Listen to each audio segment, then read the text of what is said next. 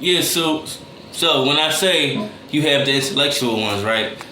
That's actually where I was birthed out of, right? I came through the Community College of Philadelphia poetry wave. You feel me?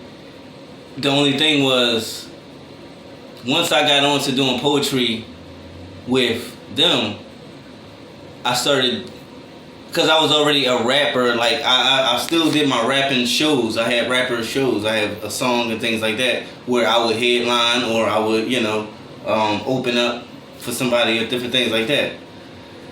So what I started doing was, once I went to CCP and my man Fresh was like, yo, what's up with poetry? Boom, boom. And CME, is the Center of Male Engagement, they had like a little talent show night. And I wanted to rap, but I was like, you know what, I'm not even going to call it rap because I'm going to just go with no beat. I'm going to just acapella. I'm going to just say it's poetry. It's like slam poetry. It's that poetry type time. So that's what I did. They liked it. So then on, like anything that the school was doing and people from the school was doing, I was going there. That's how I ended up going with Fresh to Dialect, or going to like a whole bunch of different other little things.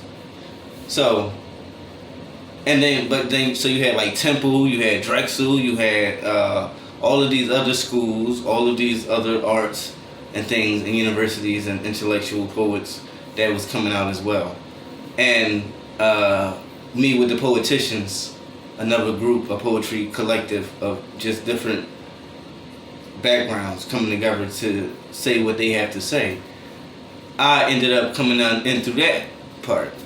So, but the only thing was, once I got my, like, yo, I can do poetry, I'm gonna just say that it's poetry, then I started going to the places that I used to rap at. That's how I got in with the Black and Nobel more. I mean, I've been with Black and Nobel with writing stuff. They've been knew what I was. But that's when I started getting into them, like, I'm a poet now, what's up? So I would go there and then go to other just rap concerts. And I would headline, or I would, would they open, but I would do poetry. And then that's when I really got like, it's no other poets out here. Like, I don't see these poets out here. I don't see these poets out here. You know what I'm saying? Like, oh, so this is what it is. So that was my lane. That was the lane that I just stayed in. Just the fact that I could go to these places at 12, 2 o'clock in the morning. I can go to a strip club and a church in the same day, and a cookout between those in the same day, and say the same poem. And people like it. That's when I knew, like, wait, all right, I'm a different kind of poet. Or not that I'm a different kind of poet, but I understood that it was other places, because these other poets could do the same thing that I'm doing, but they just didn't know. But I knew about the strip club circuit because I did rap, so we used to do our songs at strip clubs, open mics. You know what I'm saying? And then when, like, karaoke's and things like that, you know what I mean? Wine years, like, you know, I'll go on to, like, we would do the meetups.coms and stuff like that. You go meet up, everybody go drink wine and sip. I just get up, start doing a poem.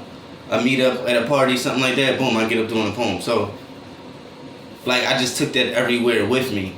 So, everywhere that I went, I just seen all the different places. So, and I ended up having, like, my own places. Like, y'all saw, like, yo, we had our own spots. Like, me doing it at my, like, my neighbors know that I'm a poet. My family know that I'm a poet. That's my main thing. Whatever you do, everybody needs to know that you do it. I don't want nobody to be surprised.